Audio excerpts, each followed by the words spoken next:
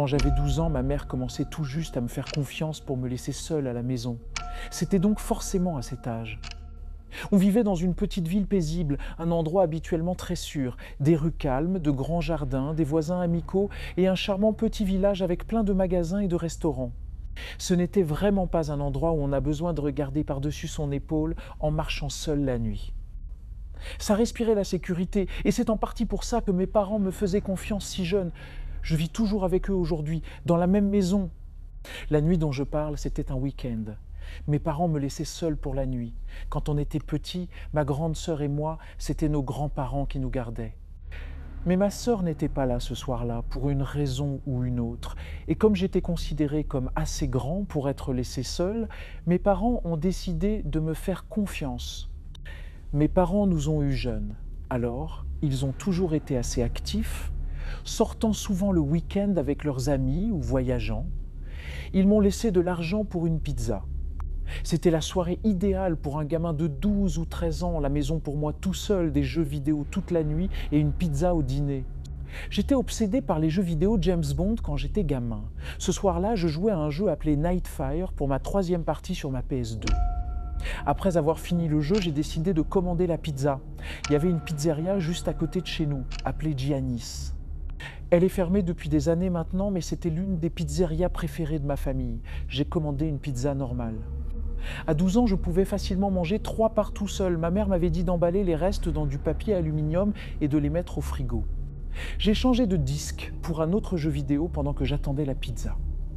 Quand la sonnette a enfin retenti, je me suis précipité en bas avec le billet de 20 $ que mes parents m'avaient laissé. Ma mère m'avait dit de donner 4 $ de pourboire.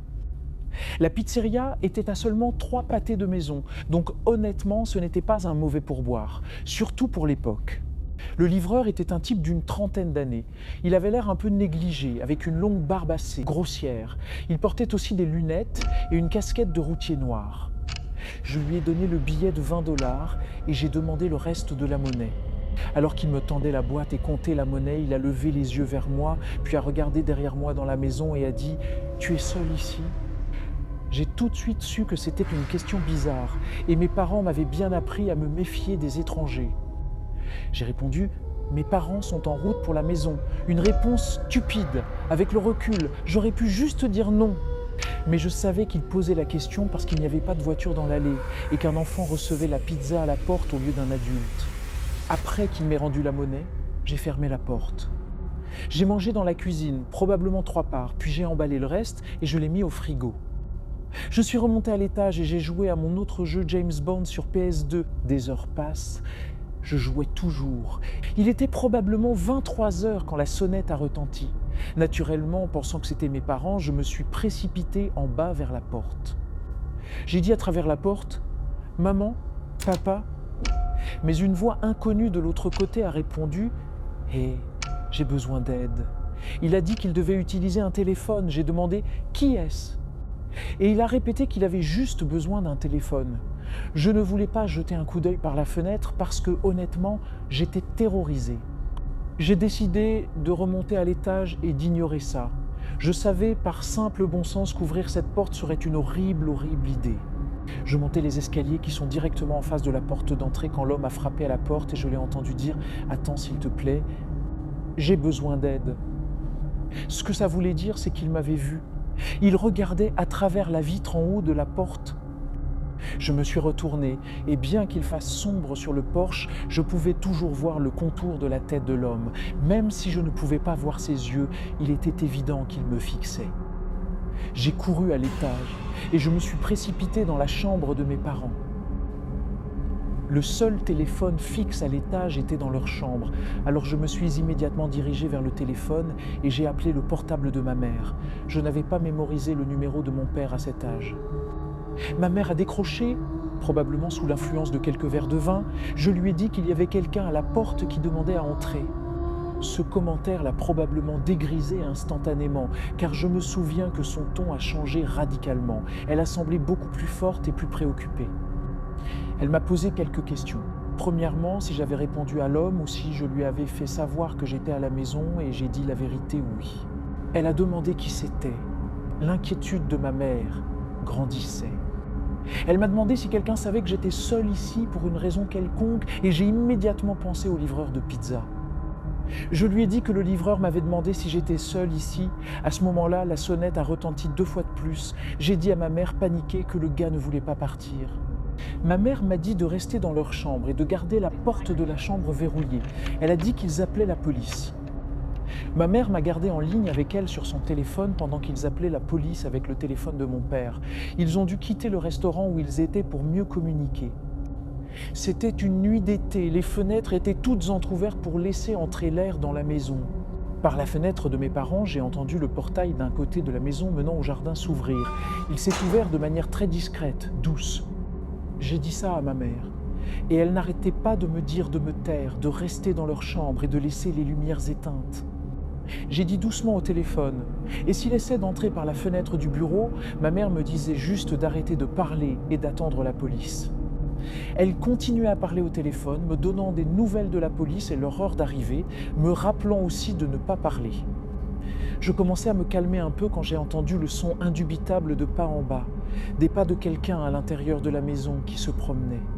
J'ai chuchoté ça, paniqué, à ma mère, et je l'ai entendu crier quelque chose dans l'autre téléphone, à la police, probablement quelque chose comme « L'homme est à l'intérieur, dépêchez-vous ». Ma mère m'a dit de me cacher sous le lit et d'y attendre. Pour la moi de 12 ans, c'était le moment le plus horrible, le plus irréel de ma vie. La seule chose qui me faisait me sentir relativement protégé était la minuscule petite serrure de la porte de la chambre de mes parents. J'ai entendu des pas monter les escaliers. Les escaliers sont près de la chambre de ma sœur et moi, au bout du couloir. La chambre de mes parents est plus loin. Les pas se sont estompés quelques instants. Je suppose que l'intrus est entré dans nos chambres pour fouiller. Ma mère m'a dit que la police forcerait la porte et de ne pas bouger tant qu'il ne serait pas à l'intérieur.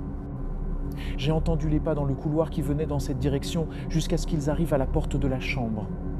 Puis ils ont essayé d'appuyer sur la poignée pour la trouver verrouillée. Ils ont essayé plusieurs fois comme si cela pouvait déverrouiller la porte comme par magie. Puis il y a eu un léger coup sur la porte, mais la personne de l'autre côté n'a pas dit un mot. Ils ont essayé la poignée de porte une dernière fois avant que j'entende les pas redescendre le couloir, puis les escaliers, et ils se sont estompés plus profondément dans la maison. J'ai fait de mon mieux pour ne pas éclater en sanglots pendant tout ce temps. Je n'ai même pas chuchoté quoi que ce soit au téléphone parce que j'avais trop peur de faire le moindre bruit. Ma mère m'a finalement dit que la police était là, mais de rester immobile. Je m'attendais à les entendre défoncer la porte, mais au lieu de cela, j'ai soudainement entendu plusieurs pas lourds et un homme crier mon nom, s'identifiant comme un policier. Je les ai entendus monter les escaliers et ma mère m'a donné la permission de leur répondre et de déverrouiller la porte. Il y avait 2 officiers à l'étage quand j'ai ouvert la porte, puis 2 autres en bas. Ils n'ont pas eu besoin de défoncer la porte d'entrée parce que la porte arrière était complètement entrebâillée. La baie vitrée arrière était également complètement ouverte, ce qui était le point d'entrée initial évident.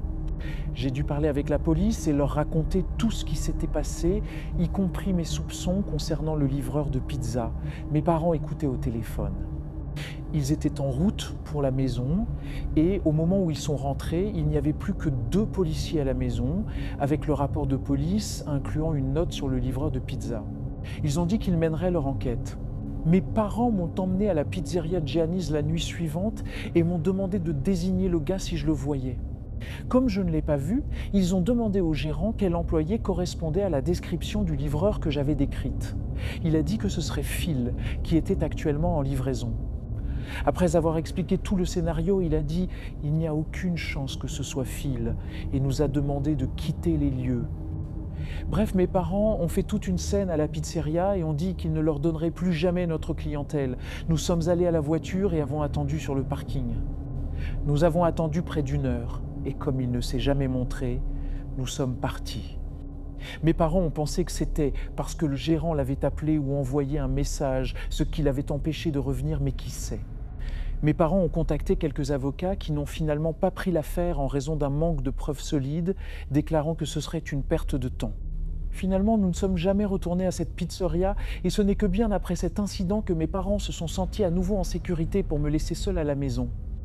Finalement, je pense que c'était le livreur de pizza, ou du moins quelqu'un qui lui était associé, car qui d'autre aurait pu savoir que j'étais seul à la maison ?